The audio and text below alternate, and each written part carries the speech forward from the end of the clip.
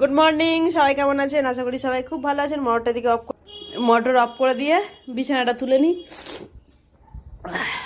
বিছানাটা হচ্ছে কে তোলা ঠিকঠাক হয় না। ঠিক আছে, রেখে দিই, একটু ভাত করে নি। এই যে বিছানা গোছগাছ করা হয়ে গেল।